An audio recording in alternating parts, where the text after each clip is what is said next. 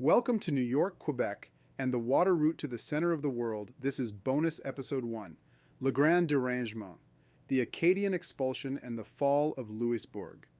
If one were to travel through the modern-day U.S. state of Louisiana, you would quickly be transported to what seems like another world. French language signs adorn the streets as the sounds of Zydeco or Louisiana French folk music fills the air. Most would cite the menagerie of foods combining French peasant recipes with African and native additions, cooked into the various creatures inhabiting the bayou or swamps, as the most intriguing sight of all. The genesis of this unique culture started far to the north, in what is now the modern Canadian maritime province of Nova Scotia, which was part of the French colony of New France and was historically referred to as Acadia. Acadia is a peninsula facing the Atlantic Ocean to the east and the Bay of Fundy to the west. Through an isthmus, the peninsula is connected to mainland Quebec. Interactions with the local native tribes of the Mi'kmaq peoples were mostly peaceful, due to the mutually beneficial fur trade and light settlement footprint as compared to the English colonies to the south. Acadian settlers gradually tamed the many salt marshes with a system of communal dikes and created fertile farming land. This food production acted as a breadbasket feeding French military fortifications to the north and in the more heavily populated St. Lawrence River Valley. Colonial wars would rock the province for almost the next 106 years, due to the colony's geographic position and undefendable coastline. Constant English and even Dutch assaults placed the Acadian population underneath shifting sovereignties. In what would form a central argument for their later expulsion, the population was forced to sign ever-changing oaths of allegiance to both the British and French crowns depending on the victor. Intermarriage with the Mi'kmaq peoples placed them in further peril. The natives had by the late 1600s converted to Catholicism. They were engaged by Catholic priests serving as French royal agents in raids against the New England colonies to the south as part of the wider Algonquian-speaking Wabanaki Confederacy. The tipping point came in 1710 during the War of Spanish Succession. Determined to stop raiding once and for all, the British lay siege to and captured the primary Acadian town of Port Royal on the Bay of Fundy. The peninsula and islands to the north fell into British hands, and the French-speaking populations fled inland. In 1713, the Treaty of Utrecht ended the war and left Acadia solely in the hands of the British Empire. The northern Channel Islands, including Cape Breton, were returned to France. The treaty was vague on borders between the new British colony of Nova Scotia and New France. It stated the border as markers between the ancient lands, which was interpreted by the French as their intact colony, stretching from the St. Lawrence River Valley through the Great Lakes and down the Mississippi. Where this border met English land was from the isthmus between New Brunswick and Nova Scotia. This narrow area was heavily fortified by both sides. Each was determined to either trap the Acadian population or attract them to flee. The native peoples, including the Mi'kmaq, refused to recognize the treaty and, combined with displaced Acadian settlers, continued a low-level guerrilla conflict known as Father Rail's War, lasting from 1722 to 1727. Across the peninsula, the Mi'kmaq Confederates swooped down from New Brunswick and on to the frontier settlements of Maine, New Hampshire, and western Massachusetts. The raids resulted in several hundred dead New England colonists and depopulation of English inland settlers to the fortified coast, all over about a 3-year period. In Nova Scotia itself, the city formerly called Port Royal was now renamed Annapolis. This was placed under siege in 1722 by a group of Mi'kmaq natives and Acadians. The British sallied forth and broke the siege. Amongst the prisoners, they discovered 86 New England hostages that had been spirited through the various tribes of the Wabanaki Confederacy, and thus revealing the extensive reach of the natives. Acadian willingness to join in the guerrilla war was precipitated by British demands requiring an oath to the British Crown in exchange for recognition of land titles. The oaths were a complicated and onerous burden on a heavily Catholic population, due to the British Crown also being the head of the Protestant Anglican Church. Many settlers faced land loss on one hand and a tax or banishment from intertwined native communities on the other. A low-level insurgency on the Acadian Peninsula would continue on and off until the French and Indian War almost 35 years later. Protestant settlement under Crown rule in Nova Scotia or Acadia continued unabated, throughout the first half of the 18th century.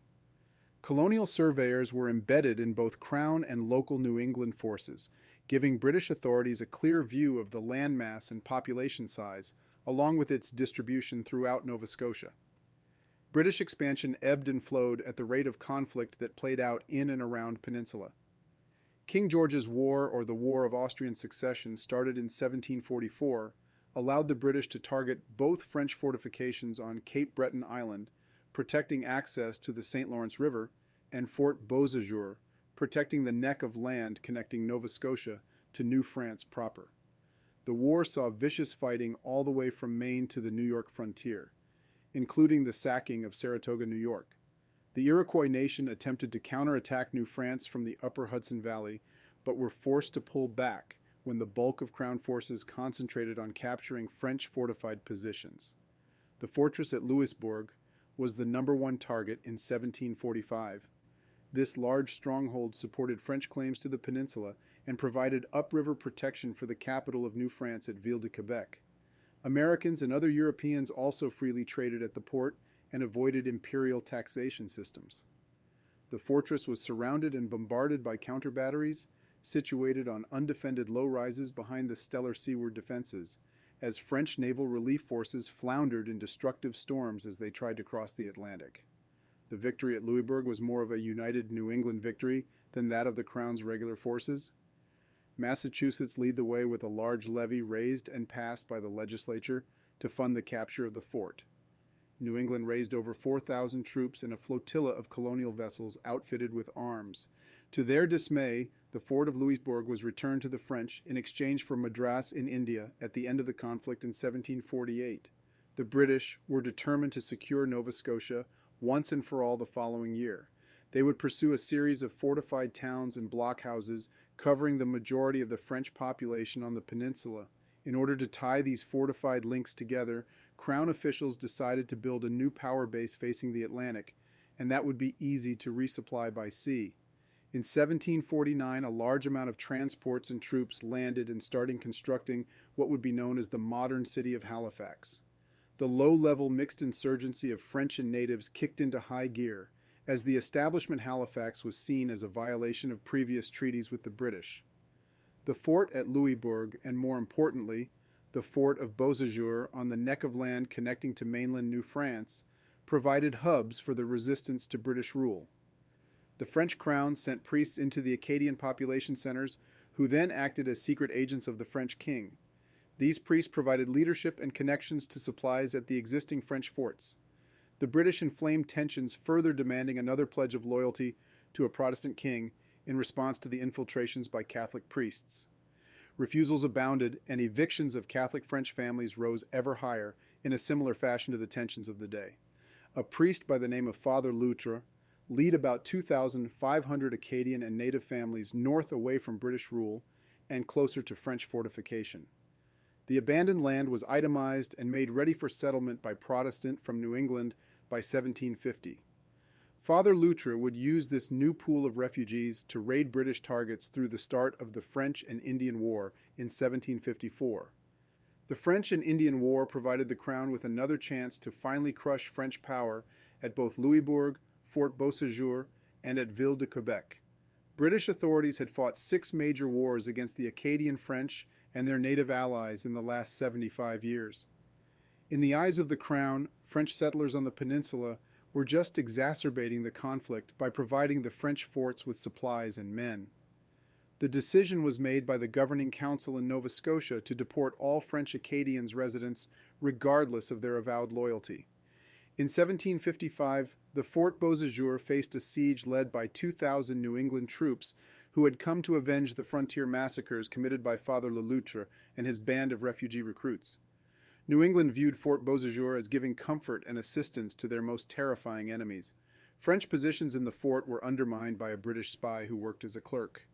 After 1 month, a British shell penetrated the power room, and the resulting explosion caused the French garrison to surrender. Crown forces then turned their attention to the fortress at Louisbourg on Cape Breton Island. In 1758, French naval forces were defeated at Toulon in the south of France and prevented from reinforcing Louisbourg. The British brought 14,000 troops to bear on Fortress, and commanded by the famous General Wolfe of later Quebec fame. French defensive forces consisted of around 4,000 army and marine troops. British naval forces destroyed much of the French naval presence and opened the way for Wolfe to direct an amphibious landing under the walls with cannon to start beating down the French fortifications, but it almost was a complete failure on June 8, 1758. Gabarus Bay was heavily fortified with a 20-foot deep trench topped with abatis, similar in manner to those that had delivered victory at Carillon. 2,300 soldiers and 30 cannon covered the cove. High winds and bad seas forced Wolfe's men away from the fortifications and onto a rocky promontory. It just so happened that a small protected cove existed to shield the landing boats, along with a quick marching route that led directly behind the French entrenchments. The British fortified their position and landed their siege cannon. The siege lines were methodically moved in a diagonal fashion toward Louisbourg's walls, until they were a mere 200 yards away on July 25th. With incendiary mortar shells being lobbed point-blank into the town, the French, satisfied with their defense, asked for terms of surrender. British General Amherst denied them the honors of war and insisted all French combatants would become prisoners of war. The British cited massacres by French native allies as the reason to deny them the honors. Without any alternative, the French surrendered, with the British taking possession on July 26, 1758. British officials had earlier started their deportation campaign in 1755 by forcing leading Acadian civilians into tricking their compatriots to assemble for a town meeting. British troops were there to catalog and then march the residents to the coasts. Rural areas witnessed flying columns of British soldiers who flushed out and organized residents for deportation. By the end of 1755, 6,000 Acadians had been deported from the environments around Fort Beausejour and the north of the peninsula. Almost all of these deportees were sent to the 13 colonies. Most gathered in colonial port cities until the Treaty of Paris in 1763. In 1758, more than 4,000 French settlers were deported when Louisbourg fell. These deportees were sent to Britain and France to await the end of the war. The French and Indian War continued for another 5 years beyond the fall of the fort at Louisbourg, and all the while Crown forces kept deporting the smattering of remaining French Acadians. The remaining Acadians were sent both to Europe and the Caribbean. Most historians place the number of French Acadians deported at around 13,000 souls. The end of the war saw a large movement of 2,000 to 3,000 French Acadians leave France and migrate to Spanish Louisiana. Louisiana was recently a French colony, but was given to the Spanish by the English as a reward for their participation in the 7 Years' War. Acadian settlers were prevented by Spanish authorities from settling with their French compatriots, but were instead scattered amongst the northern prairies of what is now the U.S. state of Louisiana. Eventually, the Acadians were allowed to move south into New Orleans and the surrounding bayous by 1770.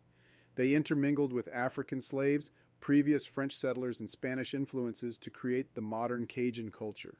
Garde le bon temps roulé, or Keep the Good Times Rolling, encapsulates the Acadian people's historical memory for sudden and life-altering change. Le Grand Derangement, or the Great Upheaval, as the event of the expulsions is known by, has contributed to the overall population of 200,000 fluent French speakers in the current state of Louisiana. Many hundreds of thousands more are proficient or moderate speakers throughout the state.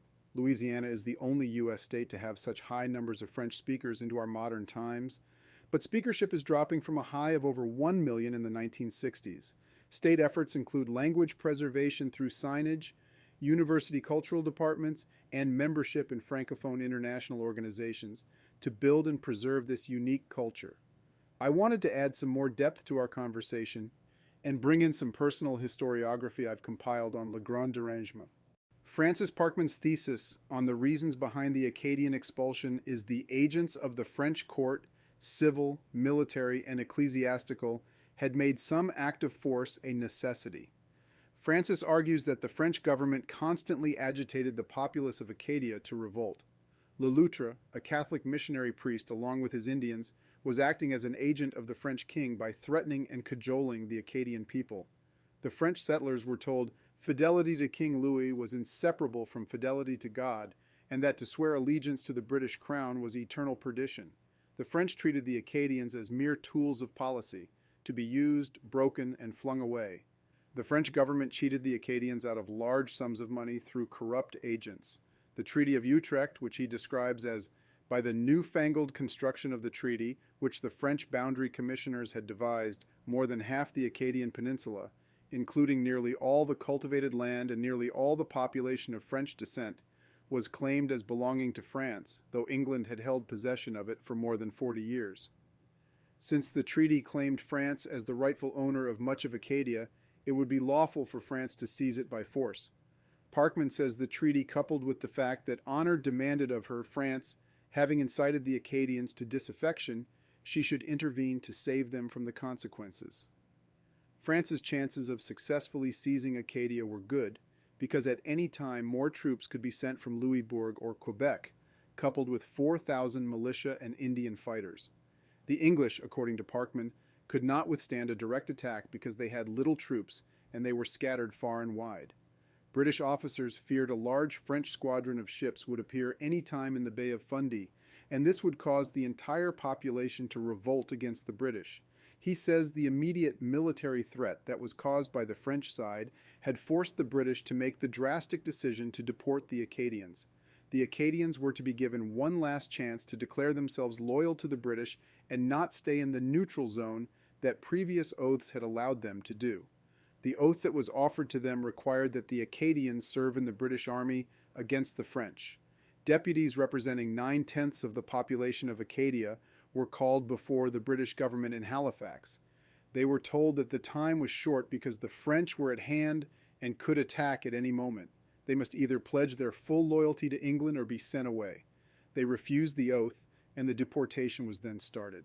He writes, "Whatever judgment may be passed on the cruel measure of the wholesale expatriation, it was not put in execution till every resource of patience and persuasion had been tried in vain. The British were disappointed because they hoped to substitute loyal English subjects in the place of the French. The Massachusetts soldiers that were offered the land chose not to stay in Acadia, but instead went home. This is proof, according to Parkman, that this goes far to show that a longing to become their heirs had, as has been alleged, any considerable part in the motives for their removal." He's referring to the New England soldiers coveting the land of the Acadians and wishing to steal it from them by force. More than 6,000 men, women, and children were exiled in 1755. Many, Parkman says, remained behind and continued guerrilla warfare against the English. The final destination for most was Louisiana, where they prospered, while others fled to the Channel Islands and Quebec. Francis Parkman ends his history of the expulsion by saying, "The government of Louis XV began with making the Acadians its tools and ended with making them its victims." The next work, Empire of Fortune, Crowns, Colonies, and Tribes in the 7 Years' War in America by Francis Jennings, the reasons behind the Acadian expulsion had switched sides with blame falling upon the British. Jennings says that due to the expanding energies of New England, coupled with Nova Scotia's Lieutenant Governor Charles Lawrence's determination to end guerrilla warfare through military conquest, led to the deportation. Lawrence and his council determined the Acadians had no right to their land until they took a full oath to the British Crown.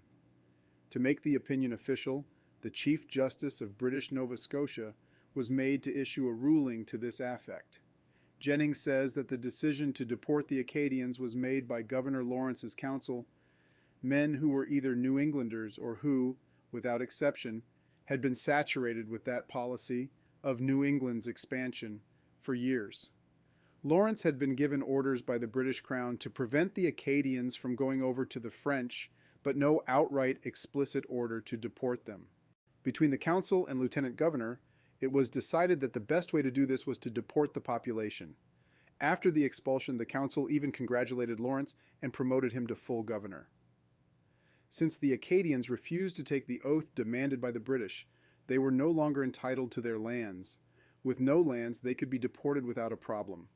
Concerning the deportation, he writes, "All in all, some 6,000 or 7,000 persons were exiled during the last 4 months of 1755, was one of the largest mass migrations of the era, and other exiles followed.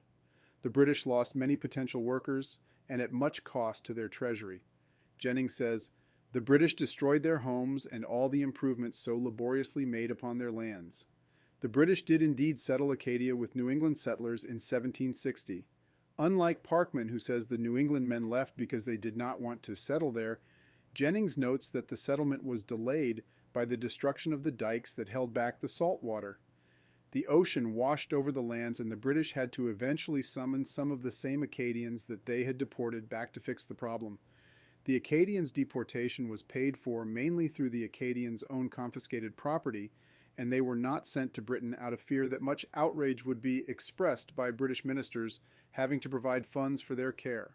The deportees were sent to the 13 colonies, to the amazement of governors in New York and throughout the South. They were not aware of the deportation or the plans to send the French settlers to their colonies. On the other hand, New England's colonial governments had advance notice. Frank Brecker's Losing a Continent, France's North American Policy, 1753 to 1763, written in 1998, builds upon earlier works by expanding the scope of the expulsion. Brecker expands the period of the expulsion from 1755 to 1758.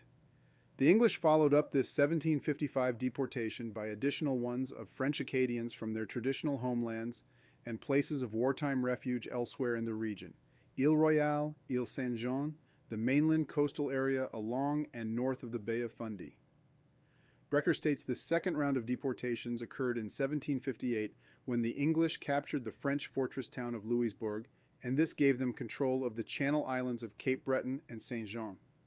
More than 5,000 Acadians were deported in 1758, and ironically most were legitimate French royal subjects living on recognized French land. If one puts this number together with Brecker's stated number of people deported in 1755, which is around 9,000, then the number of Acadians expelled forcibly from the region stands around 15,000. The author clearly blames English authorities in London itself when he writes, "The level of authority behind the action was demonstrated when London itself finally sanctioned this long-standing proposal by Lawrence, and, after English victories later in the war, followed up the 1755 deportation by additional ones of French Acadians." Brecker is stating that London approved of the deportations because it let the second wave of deportations be carried out. Brecker gives the British government in London the benefit of the doubt for the first deportation in 1755, but by their approval of the events in 1758, their guilt is clear. He writes, "If one could give the benefit of the doubt to the government of England regarding responsibility for the 1755 deportation, which it had approved only hesitantly and nearly after the fact, this benefit cannot be extended to those of 1758 and later, when the Acadians were forced to leave the region clearly as a result of formal government policy and despite the absence of security concerns." Brecker says that there was never any serious military threat that could be mounted by France because they could neither muster the naval nor land forces to invade Acadia. Most importantly, Brecher refers to the entire event as an act of ethnic cleansing. In William Nestor's book The Great Frontier War, Britain, France, and the Imperial Struggle for North America, 1607 to 1755, written in 2000, support Brecker's claims on the expulsion. Nestor agrees with Brecker's figures, and he writes, "Between 1755 and 1762, 11,000 to 15,000 Acadians were expelled." Nestor expands on Brecker's timeline by extending the period of deportation to 1762. He too clearly blames the British authorities, and more specifically, Governor Lawrence. On July 18, 1755, he, Lawrence, expressed to the Board of Trade his determination to bring the inhabitants to compliance or rid the province of such perfidious subjects. The legality of the decision was upheld when the Nova Scotia Chief Justice rendered an opinion on the question of loyalty and property. The justice ruled that no Acadian had a right to the land he tilled unless he unconditionally declared himself a British subject. Nestor states Lawrence would not allow the Acadians to flee to Canada or other French territories for fear they would simply aid France's military efforts. This, of course, has been proven to be a falsehood because the Acadians who did flee in 1755 fled to the other territories, but gave no extra help in 1758 when the British seized Louisbourg. Military necessity is again proven false as a valid reason for the Acadian expulsion. The next historian to review the issue of the Acadians was Fred Anderson. He wrote a book entitled Crucible of War, The 7 Years' War, and the Fate of Empire in British North America, 1754 to 1760. Anderson published his book in 2000 and follows up Brecker by writing the entire scheme, so chilly reminiscent of modern ethnic cleansing operations, was executed with a coldness and calculation, and indeed an efficiency rarely seen in other wartime operations. Anderson feels that the event is of such magnitude that it deserves to be described in this manner. Anderson says that with the conquest of Acadia, the New England troops had only one task remaining: to disarm, detain, and deport the indigenous Acadians. This extraordinary move, perhaps the first time in modern history a civilian population was forcibly removed as a security risk. This is quite a different tone used to describe the event, and it even goes beyond Brecker's statements. Anderson is saying this is the first time in modern history that a deportation of a people for military reasons has occurred. It really leaves the English side seeking firm reasons to justify their actions. Anderson truly singles out Massachusetts Governor William Shirley as the architect of the deportation. He said Shirley had practical reasons for promoting the campaign because it would increase his control of the government of his state by flooding the patronage system with opportunities to gain prestige and money. Also, he knew that colonists would be interested in the new land that would be opened up to them once the Acadians were gone.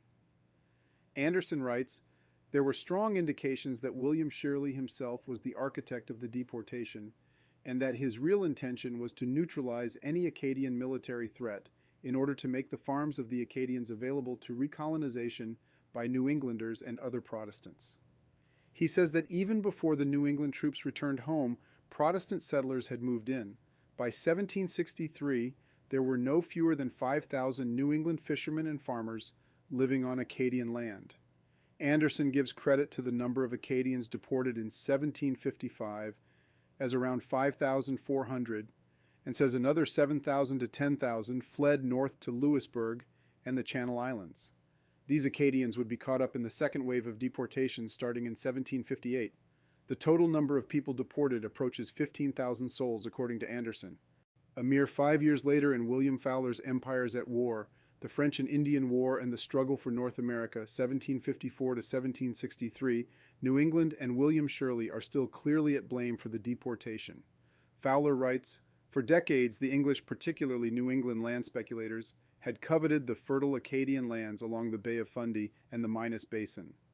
The trouble of the 1750s provided them with an opportunity to seize by force what they had been unable to take by persuasion and purchase." Fowler, like previous modern historians, continues to put emphasis on the desire of New Englanders to control the excellent farmland that abounded in Acadia. He is also implicating that the invasion of Acadia and the deportation of the inhabitants was mainly due to the desire on the part of the English to incorporate the lands for their own benefit. The French and Indian War provided the excuse for the actions of the English in 1755 and beyond. Jonathan Belcher, a close friend of William Shirley and Nova Scotia Chief Justice who rendered the opinion sanctioning the deportation, wrote, "The growing Anglo-French rupture provided such a juncture as the present that may never occur again." The Chief Justice was born in Boston and learned his skills as a protege of Shirley.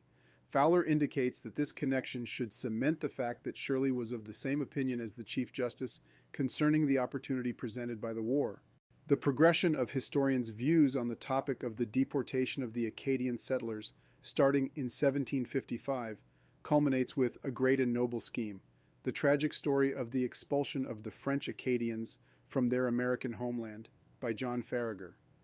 The work, written in 2005, is the first book mentioned in this study of the historiography on the Acadian deportation, written exclusively on the topic itself.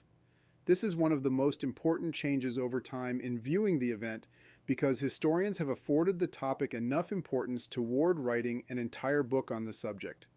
The other works previously mentioned contain the information on the deportation within the greater context of the French and Indian War. Faragher states in his introduction that the British government and previous generations of historians had defended the expulsion as a cruel necessity during wartime. In his opinion, the events of 1755 bear a striking similarity to more recent episodes of ethnic cleansing. The purposeful campaign of one ethnic or religious group to remove, by violent and terror-inspiring means, the civilian population of another ethnic or religious group from a certain geographic area. He goes on to state that the expulsion was executed methodically by British officers representing the government in London and keeping very strictly to a well-developed plan that was many years in the making. The planners used all available means and resources of the English state to carry out the act. It also bore the hallmarks of modern incidents of ethnic cleansing through the particular attempts to wipe out all previous memory of the Acadians through the destruction of Acadian records, archives, detainment and isolation of community leaders, and the separation of families. Faragher provides further insight into the planning and preparation of the deportation. He states that Governor Shirley of Massachusetts served on the Anglo-French Committee trying to solve the boundary problems caused by the Treaty of Aix-la-Chapelle, which recognized British claims to Nova Scotia. Shirley was considered such an embarrassment to the English government due to his hardline position on French intentions to resume the conflict that he was recalled. Shirley returned to his home state and immediately began to put in motion his large patronage machine by advocating British military action in Acadia.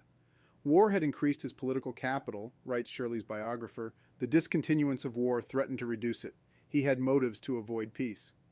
Faragher says Shirley then made contact with Lieutenant Governor Lawrence, whom Shirley wrote, "From the experience he hath had of the behavior and spirit of the Acadians." Lawrence responded with his own letter. "I flatter myself as I could, with Mr. Shirley's assistance, raise a body of men in New England which, joined to the few troops we could muster, would, I believe, make a pretty successful campaign. The French inhabitants on that side must either be removed or driven totally away by fire and sword." Shirley introduced Lawrence to a plan written up by the provincial surveyor general Charles Morris, whom Shirley himself had appointed in 1749 in anticipation of settlement of Protestant immigrants. Morris argued in 1751 in a report he prepared for Shirley's work as Boundary Commissioner that, as long as the Acadians possessed the chief granary of the country and all the water communication, it would be impossible to settle Protestants in the province without the removal of the Acadians. Morris argued not explicitly for the removal of the Acadians, but only studied the necessary steps one would take if this was ever to be undertaken. He argued that any steps to rid the province had to be kept secret, and that the best method would be for them to voluntarily walk into a trap set as a fake meeting of sorts. Faragher says that none of the orders issued during this period by the British appeared in the official records of the provinces. There is also a large gap concerning the deportation in public archives as well. Lawrence then follows Faragher's definition of ethnic cleansing when he summons community leaders away from their people to sign an oath he knew they would most likely refuse. When they refused, he imprisoned them. He then followed Morris's advice and summoned the rest of the populace to their town meeting places, arresting and dividing up families. The Acadians were fooled because they were kept in the dark by the seizure of their leaders. Faragher says the Acadians' wealth was seized and used to pay for their deportation. More than 7,000 Acadians were removed in the last months of 1755. In 1758, more than 3,000 Acadian civilians were deported, along with the entire French garrison of Louisbourg and colonial government officials. After the removal, Faragher writes that if removal was Lawrence's first objective, it would immediately be followed by the grant of the Acadian farms to soldiers and settlers from New England. By 1759, the new system of New England land ownership was in place, and more than 2,500 Protestant families lived in 9 townships. Faragher says to further justify the deportation, the newly formed Nova Scotia Assembly passed a series of laws. These laws provided a procedure pertaining to the granting of land to Protestant settlers. It also stated that the Acadians never lawfully possessed titles to their land. Catholics were banned from owning lands, voting, or holding office. It also said that any land still held by Catholics would be seized immediately. The Church of England was then given official status in the province. I hope you were able to see the progression of historians' view on the expulsion over time, and thanks so much for listening to New York, Quebec, and the water route to the center of the world.